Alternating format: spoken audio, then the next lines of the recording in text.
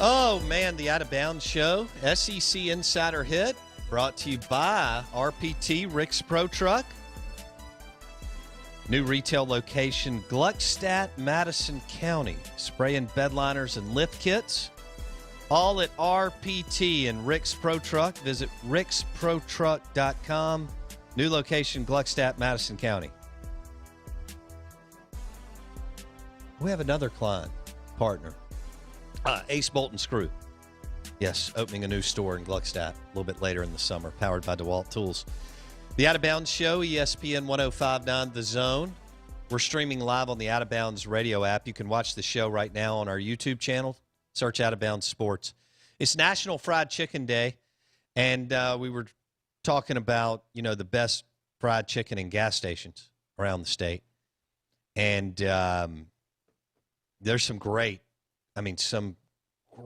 places that our listeners have recommended, which has been cool. Nobody does fried chicken like we do in the state of Mississippi, whether that's at local, dives, restaurants, or we definitely have the best gas station fried chicken too. And so we'll start with that as we welcome in Steve Robertson, Hail State Insider, genespage.com, 247 Sports. And Steve is on the Miller Lite Guest Line. Steve, good morning. How are you? I'm doing great, Bo. Good morning. How are you? I'm doing well. Fried chicken, best place where's your go-to for fried chicken? Man, that's a great question. Yeah, as you were talking, I knew you were coming to me with that, and I was thinking, where is the best fried chicken? I'll tell you, the sausage biscuits that you eat in the morning and the chicken that you eat at lunch when you travel the state is fantastic. And I would say, if I had to call it, I can't think of the name of the place, but it's there's a gas station right there by the mall in Macomb.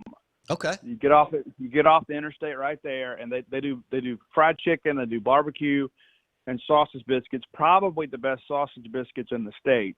Mm. And then the chicken and the potato logs there are just tremendous. And I lived in Baton Rouge. Of course, I had to travel over Mississippi when I worked for Fox, and I would make it a point sometimes if I'd be a little hungry or whatever, I would wait until I got to Macomb just because of how good it was. All right, so our listeners that either live in the Macomb area or travel through, let us know the name of that gas station on the text line, 601-885-3776. And you're what, on your third book? I would have to believe your book tours, not just your going out and, doing your recruiting deal and watching kids play, but the book tour is taking you all over the state. Yeah, it has. I joke with some people. I got some friends of mine that travel a lot for work. And I said, I don't know if there's a highway in the state of Mississippi I hadn't been down. And it's really a cool thing. Yeah, matter of fact, I did on my show recently. I did a top 10 list of the top 10 places outside of Starkville to eat. You learn places like Gibbs Grocery and Learned, and there's places out there that that doesn't get a lot of notoriety because of the fact that they're just kind of small and tucked away somewhere. But we know how to feed folks here in the state of Mississippi for sure. Yeah, National Fried Chicken Day is perfect for us with all the places that serve it and do it very, very well. Tell me about your new book. What's going on? Yeah, matter of fact, I'll write the epilogue today. I mean, it's one of those things, the editorial process, and the publisher will push this thing off to print here probably in the next week to 10 days. And it's basically the sequel to Stark Villains. It's another book about, not just great wins in the rivalry against Ole Miss, but just kind of great moments in school history. And got a chapter with Harper Davis, Coach Harper Davis. A lot of people are familiar with him. And I've always been fascinated by the story of Alan McKean. And I always wondered, what really happened with all that. So spent a lot of time researching that, interviewed several people, including Coach Davis, and got a chapter about the Alan McKean years at Mississippi State, and got a chapter on the game of change. I interviewed Bill Anderton about that, and just learned a lot of things that you hear things over the years, but you don't really know until you do your own research. And I was able to get my hands on some documents, never before published documents, including a telegram from Governor Ross Barnett to the state college board about integration of the state's institutes of higher learning. And I got some of those documents. We're going to make those public, and some letters that some people wrote, some pro and some against Mississippi State playing in the 1963 NCAA tournament. Yeah. And so we're going to put that out there, and then interviewed some names people may know, like Rafael Palmeiro and Jake Mangum and Mitch Moreland and Sleepy Robinson and all right. Eric Well, Mold. let's go with Rafi. I mean, I know I don't want you to give everything away, but give us a snippet of your interview with the famous number 6, and that would be Rafael Palmeiro. I'll tell you what the trip is. We had the statue unveiling, and then we had I was in Fort Worth for the tournament out there, and Rafi throws out the first pitch, and then I saw him at A&M, and I'd seen him, maybe it was like a half dozen times that baseball season, and run into him and talked to him, and then he was on campus for homecoming, and I said, he came by a campus book mart, and Lynn bought a book, and we were just sitting there and talking. I said, Rafi, I'd love to get you the next book. He goes, yeah, sure, let's do it. So I get his phone number, which is kind of a surreal moment if you're a Mississippi State guy, right? Sure. Rafael Palmeiro's giving you a phone number. And so a couple months go by, and I reach out to him and say, hey, I'd like to get together for an interview. No response. I was crushed. I was like, man, this is not going to work out. So a few days later, I text him again. I said, hey, Rafi, just want to check back, and I just want you to know I don't want to talk about any Major League Baseball stuff. I don't even care about that. I just want to talk about your experiences at Mississippi State. And you can talk to Ron Polk, or you can talk to Joe D, or anybody related to Mississippi State, and they'll tell you that I'm true Maroon, and I would never put anything out there that would, be disrespectful to you. So like an hour later, he texts me, and he goes, hey, let's do it tomorrow. And then when I got him on the phone, he would have talked all day. I mean, and one of the things that really struck me is when he talked, I asked him, I said, you were out there signing autographs at the team hotel when we were at Omaha. Why was that important to you? I mean, you're one of the greatest names in Mississippi State baseball history, and you're out there holding doors for people and helping them with suitcases, at the team hotel. It seems kind of weird, and he goes, the first thing I'll tell you about that is I would never want to do anything to take away from that team's moment. He goes, I've had my Omaha moment. He said, so that was about those players and that team. But he says, Mississippi State, he said, Mississippi State family has never turned their back on me. And he said, why would I ever deny myself the joy of interacting with my fans at Mississippi State? And he said, so while Jake knows it was their moment, I just wanted to have a moment of my own with my Mississippi State family. And I thought that was just tremendous. That's cool. That's cool. Steve Robertson. And what's the name of the book, Steve? Alpha Dogs. Alpha Dogs. That's pretty good. All right, so Alpha Dogs will be out in the fall, right? Yeah, it'd probably be late August, but we were shooting for a September release date, and you never know what's going to happen with printers and that sort of stuff. Sure. But that's kind of above my pay grade. But we've gone through the editorial process, and I would say, I would say this is probably more research and more editing with this one than any of them, just because of the fact that we had more time to do it. It's like when I had supposed to turn this book in July 15th and got it done by June 1st. And so then we go through, there's a tremendous amount of editing that goes into this process. And so we really wanted to use the month of June to really do a good job to ensure that we had the best book possible, and not just from a grammatical standpoint, but from a content standpoint. We've gone back and done some rewrites and added some things, and fact checked some things. And I just wanted to do a great job and do justice to these great stories. Steve Robertson, new book coming out, Alpha Dogs, this fall. He joins us on the Miller Lite Guest Line. You're listening to That Abound Show. We're rolling on our YouTube channel. Search Out of Bounds Sports. And, of course, Steve with GenesPage.com, 247 Network. You mentioned Harper Davis. He was at MRA when I was in high school as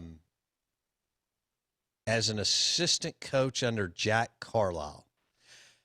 Harper Davis was one hell of a football coach, Steve, at Millsaps and other places. He was. And, what's interesting, is he was part of that, that World War II recruiting wave, because the NCAA paved the way back then, to allow those guys that had college-age guys that had gone and fought World War II to give them a chance to still have 4 years of eligibility, provided they hadn't spent any already. And so, Harper was the guy that was from Mississippi, and Alan McKean and those guys were on the trail when they heard that he was getting discharged from the service. And it's so crazy. He tells this wonderful story about, he'd always wanted to go to Mississippi State because of Blondie Black. He said the only college football game he'd ever been to was when he was a high school kid. They had come over and played, I believe, at West Point on a Friday night. And he went to watch Mississippi State play on Saturday, and Blondie Black had a huge game. State wins the ball game. He said that was it for him. He said once he saw Blondie Black in Mississippi State, he said, if I ever get a chance to come play here, I am. And so when State recruited him out of the service, all they had to do was say, hey, would you? And he's like, yeah, let's go. And so wow. He was down in Corpus Christi, Texas, and he had actually played for Johnny Vaught on a military team at Corpus Christi there on the air base. And so he agrees to him, and he's like, hey, I'm ready to go, but you are going to have to come get me. And so Mississippi State sent an assistant coach all the way to Corpus Christi, Texas, and picked him up and then brought him back to campus. That's how much they wanted him to play. And look, Steve, you're talking about a gentleman, just a super nice guy, too. What's funny about that, but you talking about what a great guy is. It's like, this is a guy that played at Mississippi State in the 40s, and so I found him. Somebody else contacted me and gave me his number, and then I talked to him, and I was like, Coach, I'd like to interview about this, and somebody from his Sunday school class had actually kind of made the introduction for me, and so I called him. I was like, hey, I'd love to do this interview. It'd probably take 30 to 45 minutes. Would tonight or tomorrow be better?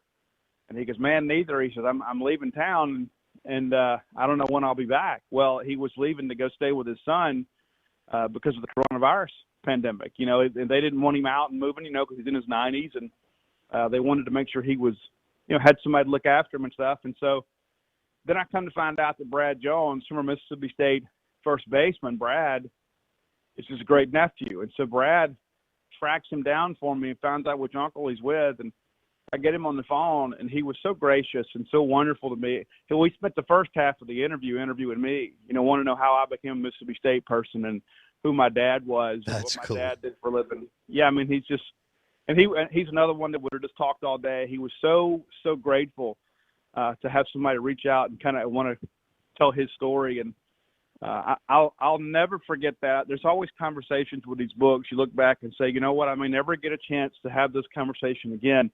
For Stark Villains, it was Bob Tyler. For this one, it was Harper Davis. Just somebody. Oh man! When they talk, there's just almost like such a reverence in what they say. It's almost biblical. So. And Steve, it's interesting. How, you had the hardcore coach. I guess you still do now. And when you and I were growing up, that wasn't Coach Davis. Not that he wasn't tough on his players and challenging and demanding, but I didn't get that from him when he was at Madison Ridgeland Academy, when he was at MRA. His approach and demeanor a little bit different from that generation, I thought. Now, he may have mellowed a little bit by the early 90s and after that long stint at Millsaps. But what was cool for me, I'll share this with real quick, and then I want to continue on with the book. My junior year of high school, I'm starting point guard. I had a terrible game. And he's a football coach, Steve. But he pulls me aside the next day, and he's like, hey, how you doing? I said, I'm doing well. He goes, talks about the game night before, and he goes, why don't you just relax a little bit? And I was like, okay. But when you have somebody that's already revered at that level, Steve, it just goes a long way when a coach says that to you. Like when you're right in the thick of a and he wasn't coaching basketball. He was obviously coaching football at that time. Absolute Southern gentleman. Hey, did you interview Eric Moulds? I did, and one of the wildest things about that is this is a guy that still goes to Mississippi State Alumni Association watch parties in Charlotte when he's home, and he was at some local watering hole, and this couple sitting there and they're watching the game and having a good time, and the wife says, you know a lot about Mississippi State football. Did you go to school at State? And he's like, yeah. He said, yeah, I played at State. And then the husband's like, oh, really, what's your name? And he's like, Eric Moulds. He said they almost fell out, and it's like, it's almost surreal to think about Eric Moulds, the greatest receiver to ever play at Mississippi State, just goes up to some pub and a bar and grill and plops down to watch Mississippi State football. And so I asked him about that, and he said, I enjoy interacting with our fans. And he said, the older that I get, the more that means to me is having a chance to go and sit and just talk football at Mississippi State. This is the guy that's lived all over the country and played pro football for a long time, and just having a chance to reconnect with the Mississippi State family. And he told a great story too about Chad Bumpus, Chad Bumpus wore number 1 because Eric Moulds wore number 1. And so when he got to State, it's almost one of those things that he shared with him. And it's cool to think that 2 of the greatest receivers to ever play at State wore the same number because of the younger one's appreciation for the older one. Smoot was on last week. I asked him about his Mount Rushmore for MSU football, Steve, and he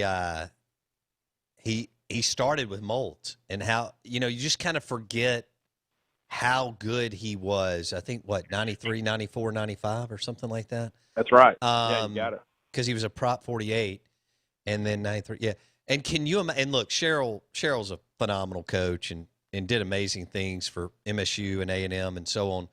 But can you imagine if Moulds would have had the opportunity to play in a Mullen or Leach offense, Steve? Now, what's crazy too is you go back and look at what Arians and those guys did with really kind of limited resources as offensive players. I watched the 94 game against Alabama in its entirety before I interviewed Moulds. It is incredible to look how similar those teams looked from an athletic standpoint. And State should have won the football game. Sure. They just gave it away. Just one of those things, just couldn't cash it in.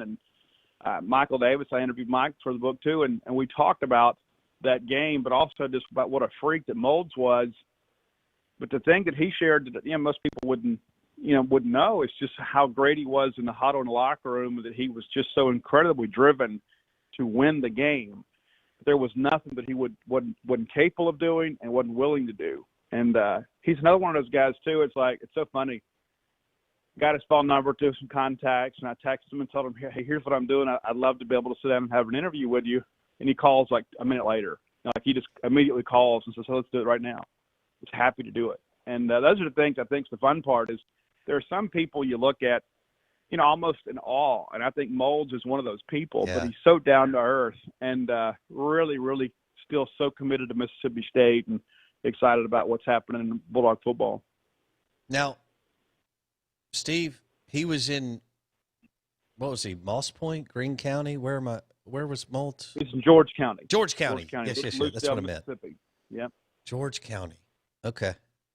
Man, Moulds, and he's underrated his NFL career with the Bills. And, he had to split with Andre Reed, and they were never on TV. Different game. I think different deal for Moulds if he goes to a bigger market, although the Bills had obviously had success with Kelly and Kent Hull and all that. Steve Robertson on the Out of Bounds show, his book, Alpha Dogs, coming out this fall. He joins us on the Miller Lite Guest Line. Blake, yes, you got a question? Steve, I understand this is somewhat of a loaded question, so just bear with me. But Eric Moulds is obviously the greatest receiver of all time, Mississippi State. But there's going to be, over the next couple years potentially, but specifically this year if we play, guys who put up maybe even gaudier numbers than Eric's. Not to say that they're better receivers, but this is going to be a whole new day in terms of throwing the football. Who this year has the best chance, if anybody, to put up, a 1,000, 1,200-yard season in this new Mike Leach offense where we're throwing it 50, 60, 70 times a game? Well, what's interesting, I interviewed Spurrier last week about Tyrell Shavers, and just because, they had announced him as a signee, but nobody on the coaching staff had gone on the record, and I just kind of had some, conversations with him kind of, off the cuff a little bit about some of those things. And he said, listen, we're going to have 2 or 3 guys that are going to have, 60, 70, 80 catches. And you begin to hear those things, and you look at the Mississippi State record books, and you start kind of getting an idea that when you're expecting to have 2 or 3 guys have 60, 70, or 80 catches, and 3 or 4 to have 40 and 50 catches, there could be people this year that rewrite the Mississippi State receiving record book. It's because of the fact that State, by and large, has been a running team, even under Dan Mullen. I mean, Dan spreads you out, but at the end of the day, Dan Mullen's a Big Ten coach. It wants to line up and have a power running game. I mean, You look at what Big Bauer and Nancy Dixon did there. So, I think, Shaver certainly has the potential, and his production on the college level has not matched his projection.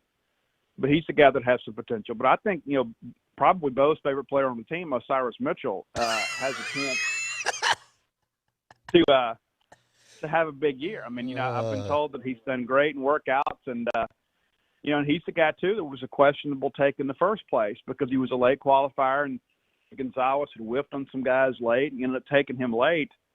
And he's been the league pass catcher, but we're talking 20, 30 catches. I mean, you're going to have, if things go as expected this year, you're going to have 4 or 5 guys exceed that number. I mean, that's the thing. When you go back and look the last few years, you got Jesse Jackson and Osiris Mitchell as your leading pass catcher. I guess Stephen Guidry was there last year, but you're talking 20, 30 catches. You're not talking 40, 50 catches. You're going to have guys probably through 3, 4 weeks that exceed what we did a year ago. And so KJ Costello is a guy that's got something to prove, and I think that he's coming in kind of ready to go and embrace this offense because, let's be honest, Stanford was a lot more balanced and probably more skewed to the running game. Yes. So they didn't necessarily kind of, play to his skill set. So we'll see how things go here. I've only got a minute, but Sleepy Robinson to Starkville High School, right? Yeah, going to coach running backs. Matter of fact, I saw him Good for him. a few days ago and doing great. Happy to be home. I believe he's got 2 years left before he can retire officially in the state of Mississippi. And so I don't know what happens after that. But, he's even though he's worked all over, he's maintained a residence here in Starkville and doing great. Saw he and his wife. And as always, every time you see him, he can't help but smile at you. Still doing great and looking great and got a great attitude. So that's great that he's hooking up with that program. I know that'll be a lot of fun for him. All right, Steve, we appreciate it, and we'll talk soon. Thanks, man. Thank you. Steve Robertson, genespage.com, 247 Sports, his new book, Alpha Dogs, will be out this fall. Looking forward to that. Harper Davis. That's a fine man. No doubt about that. Eric Moulds. Blake? He was a stud. You didn't get to see him play. He was a baller. Yeah. But the question I asked Steve is what he led into. We're going to reset the record books. It's not a slight, but it's a whole different year. You're right. Thirsty Gringo's coming up next. He'll join us on the Out of Bounds show. The Thirsty Gringo will talk John Daly and the Grip It, Rip It, and Sip It. Two Brothers Smoked Meats Charity Golf Tournament at Mossy Oak with John Daly this weekend.